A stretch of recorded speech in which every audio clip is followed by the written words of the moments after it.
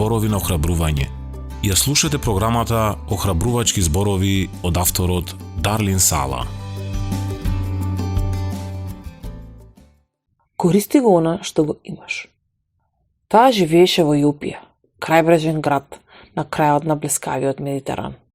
Ден по ден по појадокот ја земаше иглата да направи јакни и облеки кои си ги замисли во умот. Библијата ни вели дека се вика Тавита и таа беше исполнета со милостина и добри дела. Дела 9:36. Всушност знаеме дали правела облека за сиромашните или пак ги користела парите од продажбата на својата работа за да им помогне. Но знаеме од писмото дека ја нарекувале ученичка и веројатно беше вдовица, зашто кога почина, вдовиците од областа дојдоа да ја оплакуваат незината смрт. Тавита ужасно недостасуваше, па затоа двајца од учениците беа испратени да го донесат Петар, надавајќи се дека преку Божјата чудесна мок ќе може да ја воскресне од мртвите, за да може да продолжи да шие и да ја продолжи службата.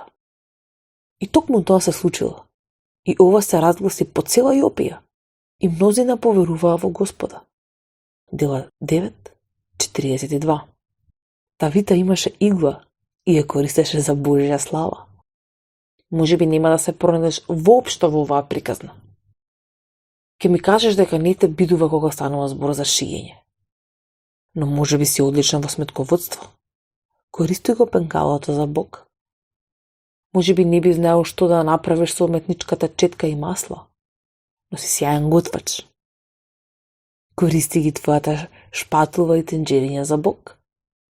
Можеби никогаш не можеш да станеш медицинска сестра, затоа што не можеш да гледаш крв, но ако ти се дадат неколку цвечиња и малку зеленило, правиш прекрасни икебани.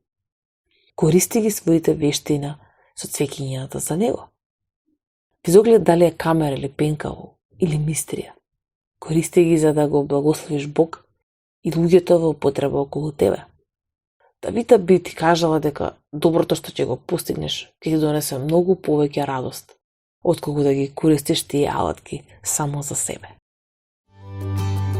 Ја слушнавте програмата Охрабрувачки зборови на македонски јазик од авторот Дарлин Сала.